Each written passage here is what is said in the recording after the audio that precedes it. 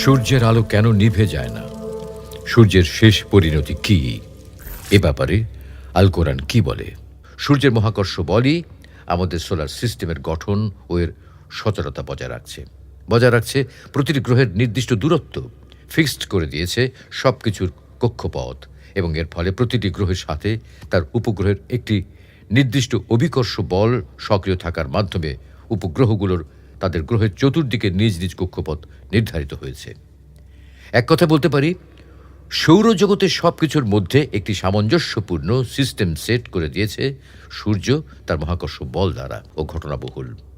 আজ থেকে প্রায় 4.57 বিলিয়ন বছর আগে আমাদের এই সৌরজগতের অস্তিত্ব ছিল না। মিল্কিওয়ে গ্যালাক্সির অরিয়ন সিগন্যাল আর্ম নামের নক্ষত্রগুচ্ছের ছোট বাহুতে আমাদের বর্তমান সৌরজগতের স্থানে সেই সময় ছিল ভেসে বেড়ানো গ্যাস, ধূলিকণা বা এগুলোর সমন্বয়ে গঠিত নেবুলা। নেবুলার বেশিরভাগ পদার্থই ছিল হাইড্রোজেন, হিলিয়াম এবং সেই সাথে অতি সামান্য পরিমাণে ভারী মৌল। সূর্যকে মোট 6টি অঞ্চলে ভাগ করা হয়েছে, যেমন দ্য কোর বা কেন্দ্র, রেডিয়েটিভ জোন বা বিকিরণ অঞ্চল, কনভেকটিভ জোন বা পরিচলন অঞ্চল, ভিজিবল সারফেস বা ফটোস্ফিয়ার, যার অর্থ হল সূর্যের দৃশ্যমান পৃষ্ঠ, ক্রোমোস্ফিয়ার বা আলোকমণ্ডল, এবং করোনা বা সর্ববহির্ভূত অঞ্চল। কেবল সূর্যই নয়, মহাবিশ্বের প্রতিটি নক্ষত্রই নিউক্লিয়ার ফিউশন প্রক্রিয়ায় তাদের শক্তি লাভ করে। সূর্যে প্রতি সেকেন্ডে 60 কোটি টন শক্তি ভর শক্তিতে রূপান্তরিত হয়। সূর্যের কেন্দ্রের তাপমাত্রা প্রায় 15 বিলিয়ন বা 1.5 কোটি ডিগ্রি সেলসিয়াস, যা ফিউশন বিক্রিয়া অব্যাহত রাখে।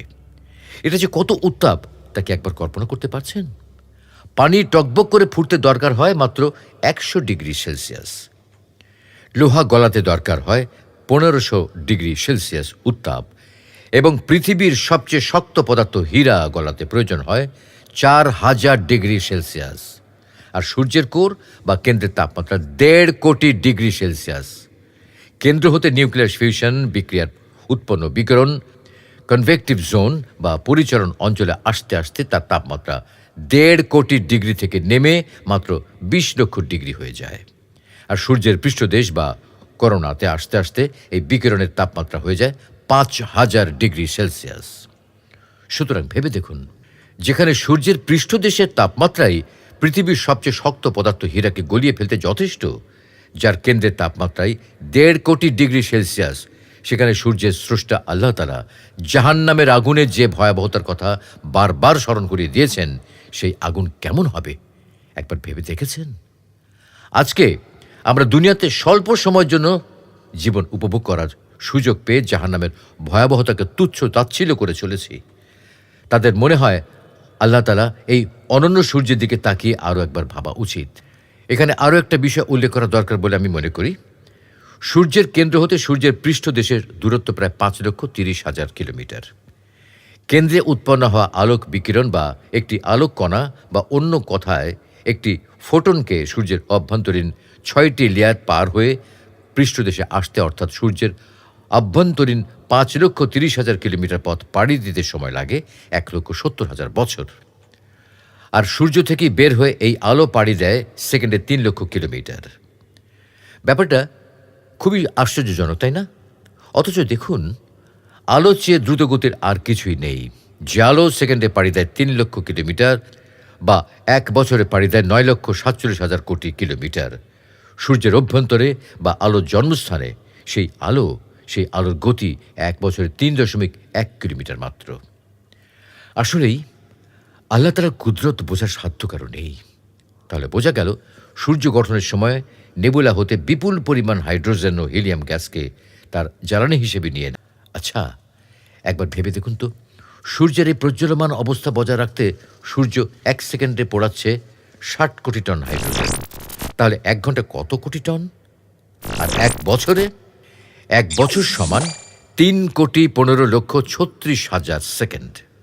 প্রতি সেকেন্ড 60 কোটি টন হাইড্রোজেন খরচ হলে 1 বছরে তার পরিমাণ দাঁড়ায় প্রায় 190 কোটি টন।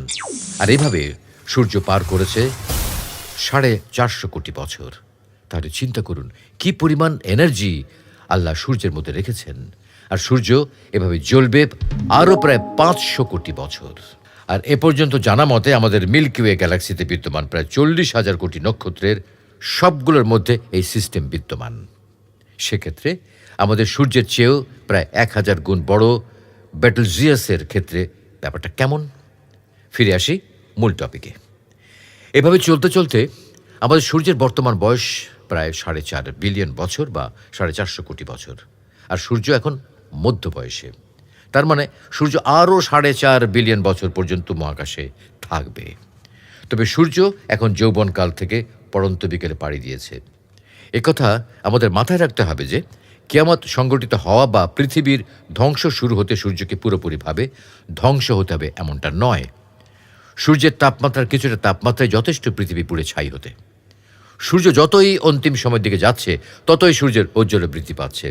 আর সূর্যের ঔজ্জ্বল্য বৃদ্ধি পাওয়ার অপর কথা হলো সূর্যের তাপমাত্রা বৃদ্ধি পাচ্ছে সময়ের সাথে সাথে। আমরা জানি সূর্যের সামান্য তাপমাত্রা বৃদ্ধিতে আমাদের জনজীবন দুর্বিষহ হয়ে পড়ে।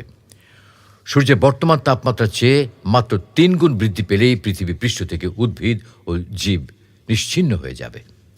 10 গুণ বৃদ্ধি পেলেই পৃথিবী পুড়ে ছাই হয়ে যাবে।